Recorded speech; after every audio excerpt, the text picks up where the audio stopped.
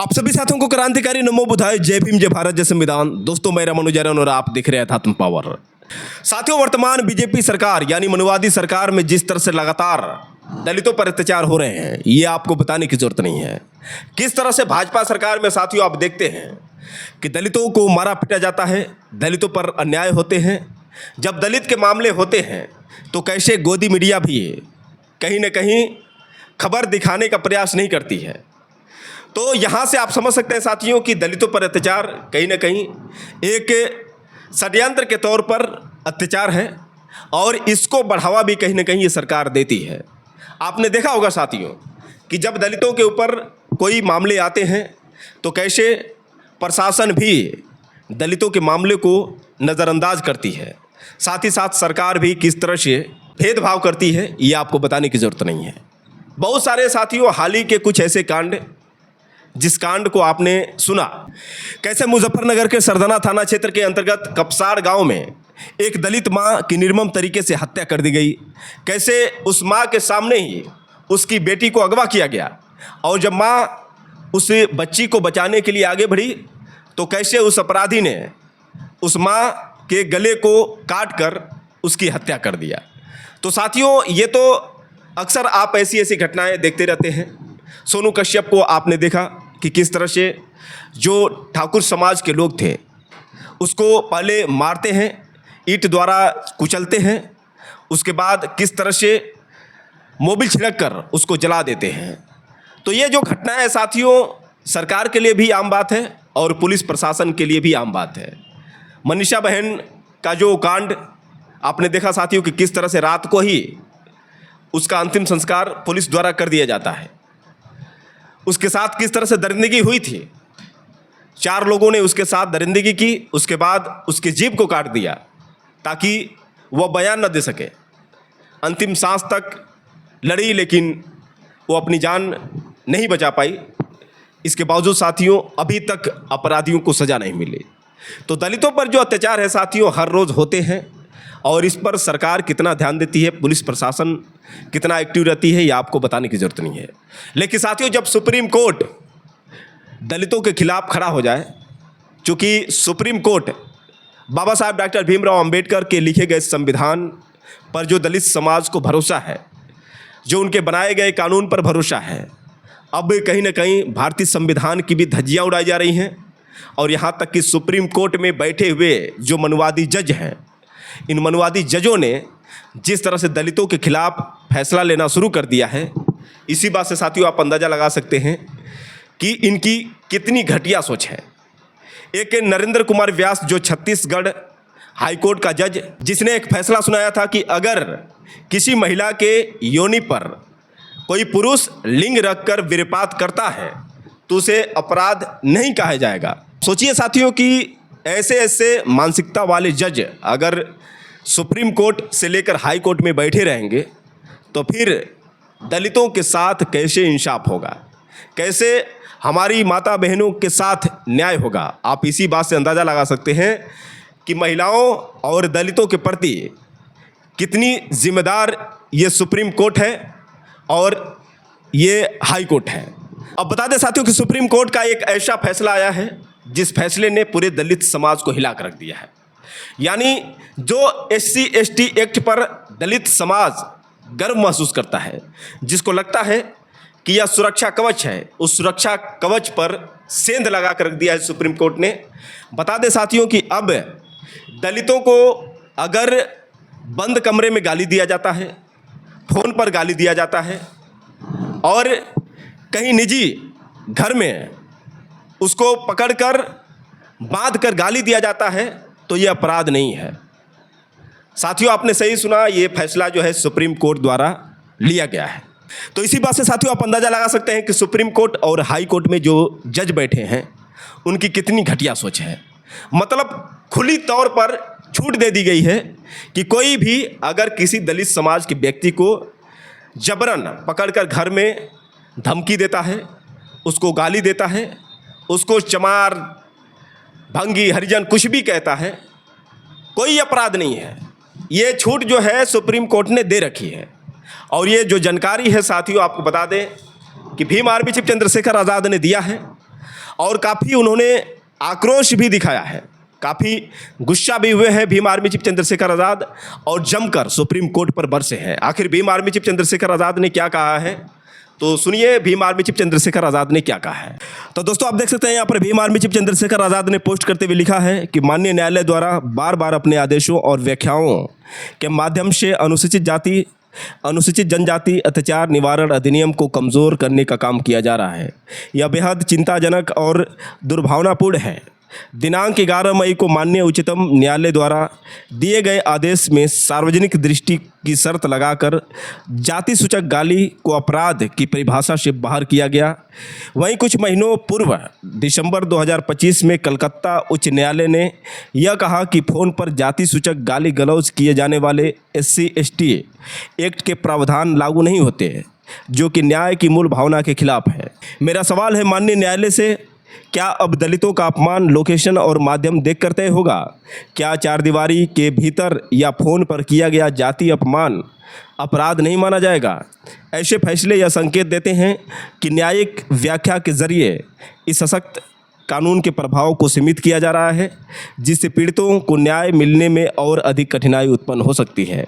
हम न्यायपालिका का सम्मान करते हैं, लेकिन संविधान और सामाजिक न्याय के मूल सिद्धांतों की रक्षा के लिए ऐसे फैसलों पर सवाल उठाना भी उतना ही आवश्यक है। हम इस संबंध में शीघ्र ही माननीय उच्चतम न्यायालय में पुनरीक्षण याचिका दायर करेंगे।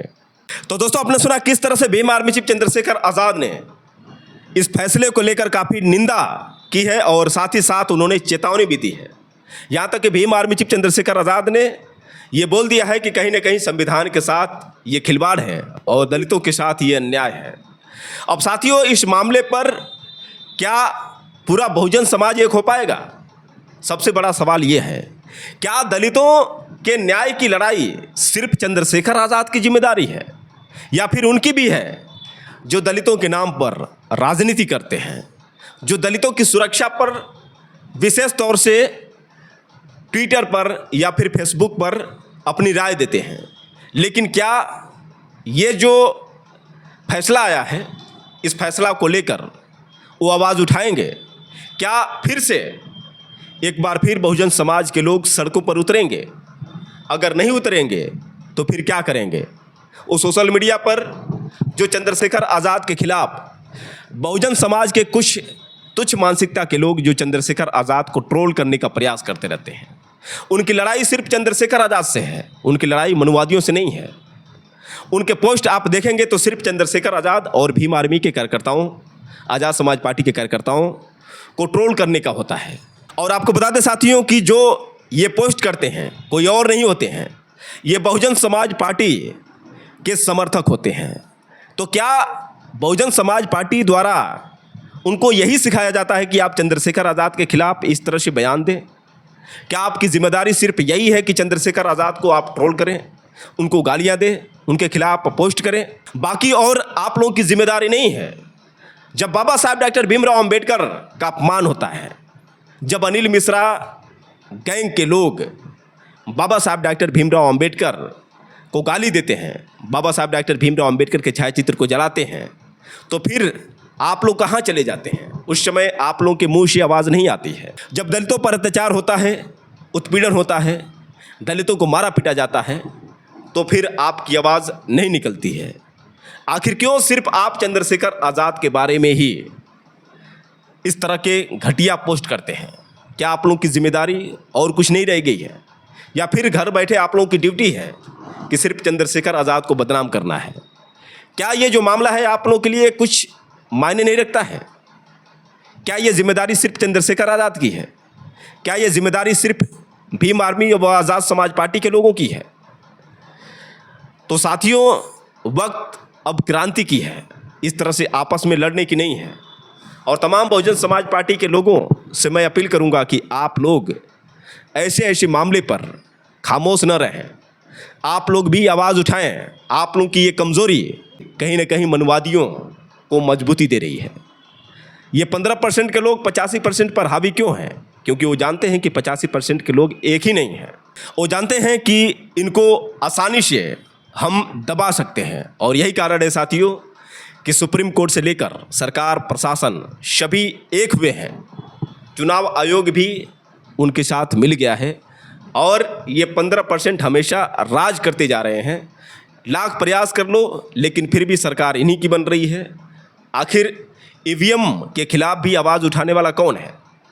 कौन है जो मनवादी सरकार के खिलाफ अपनी तेवर मजबूत रखता है? कौन है जो संसद से लेकर सड़कों तक मनवादियों के खिलाफ आवाज़ उठाता है? तो साथियों, ये वक्त है समझने की। अगर आप अब नहीं समझे तो कब समझेंगे? विशेष तौर से साथियों, ऐसे ऐसे मामलों पर आप लोग खामोश न रहिए और अभी भी वक्त है। अपने आप में इस तरह से लड़िए नहीं, झगड़िए नहीं, एक दूसरे के साथ सामंजस्य बनाकर बाबा साहब डॉक्टर भीमराव अंबेडकर के मिशन को आगे बढ़ाइए। आसान नहीं है किसी के लिए भी, चाहे बहन जी हो या फिर चंद्रशेखर आज़ाद हो। एक तो बहुजन समाज के लोग भटके हुए हैं, दूसरे में आज़ाद समाज पार्टी और बहुजन समाज पार्टी, दो पार्टियां हैं। कुल मिलाकर आप लोग इस तरह से लड़ेंगे, एक दूसरे के साथ इस तरह से तनाव रखेंगे तो कहीं ना कहीं बाबा साहब डॉक्टर भीमराव अंबेडकर के मिशन को आप आगे नहीं बढ़ा पाएंगे। हो सकता है कि आने वाले समय में आप लोगों की सोच बदले और मैं तो यही चाहूँगा कि बहन जी और चंद्रशेखर आज़ाद जी एक हो जाएं। अगर आप एक नहीं होंगे तो मनवादियों के ऐसे ही हौसले बढ़ते जाएंगे। वैसे जिस तरह से ज़मीनी स्तर पर चंद्रशेखर आज़ाद लगातार मनवाद के खिलाफ आवाज़ उठा रहे हैं और जब भी दलितों पर, महिलाओं पर अत्याचार होते हैं तो जिस तरह से चंद्रशेखर आज़ाद संसद से लेकर सड़कों तक आवाज़ उठाते हैं, इस तरह से कहीं ना कहीं आकाश आनंद, बहन कुमारी मायावती और तमाम बहुजन समाज पार्टी के जो नेता हैं उन लोगों को भी आवाज़ उठानी चाहिए। घर बैठकर आपको कुर्सी नहीं मिल सकती है, कुर्सी के लिए कहीं ना कहीं क्रांति लाने की ज़रूरत है, आपको ज़मीन पर उतरने की ज़रूरत है। घर बैठे आप सोचेंगे कि हम आसानी से कुर्सी पा जाएं तो कहीं ना कहीं ये आसमान में तारे गिनने के बराबर है। तो साथियों, ये वक्त है समझने का और जब भी ऐसे ऐसे फैसले आते हैं इसका विरोध करने का वक्त है। सभी लोगों को एकजुट होने की ज़रूरत है और ये जो समय है क्रांति का समय है। जब तक आप क्रांति नहीं लाएंगे तब तक आपको आज़ादी नहीं मिलने वाली है, ना अधिकार मिलने वाला है। क्योंकि बाबा साहब डॉक्टर भीमराव अंबेडकर ने कहा था कि अधिकार मांगने से नहीं, छीनने से मिलता है। और बाबा साहब डॉक्टर भीमराव अंबेडकर ने अधिकार दिलाने के लिए कितना मेहनत किया है ये तो साथियों आप लोगों को बताने की ज़रूरत नहीं है। बाबा साहब डॉक्टर भीमराव अंबेडकर ने कहा कि जो मैंने तुम्हें आरक्षण दिया है ये किसी की दया भीख नहीं है, इसको दिलाने के लिए मैंने खून पसीना एक कर दिया। तो साथियों, बाबा साहब डॉक्टर भीमराव अंबेडकर ने जो संघर्ष किया है, जो बाबा साहब डॉक्टर भीमराव अंबेडकर ने कहा था कि जिस कार्य को मैंने आगे बढ़ाया है उस कार्य को तुम आगे नहीं बढ़ा सकते हो तो वहीं पर छोड़ देना, उससे पीछे मत जाने देना। तो मतलब जो बाबा साहब डॉक्टर भीमराव अंबेडकर ने हमें संविधान में अधिकार दिया है उस अधिकार को बचाना हमारा दायित्व है। इसी तरह से अगर हम खामोश रहे तो मनवादियों का मनोबल बढ़ता जाएगा और इसी तरह से हमारे अधिकार छीनते रहेंगे। तो साथियों, आप लोग की क्या राय है? क्या आपको नहीं लगता है साथियों कि भीम आर्मी चीफ चंद्रशेखर आज़ाद का हमें साथ देना चाहिए? चंद्रशेखर आज़ाद के साथ मिलकर इस लड़ाई को लड़ना चाहिए। अगर आप हमारी बातों से सहमत हैं तो आप लोग कमेंट करके बताएं और हो सके तो साथियों इस वीडियो को ज़्यादा से ज़्यादा शेयर करें। फिर मिलेंगे अगले वीडियो के साथ, तब तक के लिए क्रांतिकारी नमो बुद्धाय, जय भीम।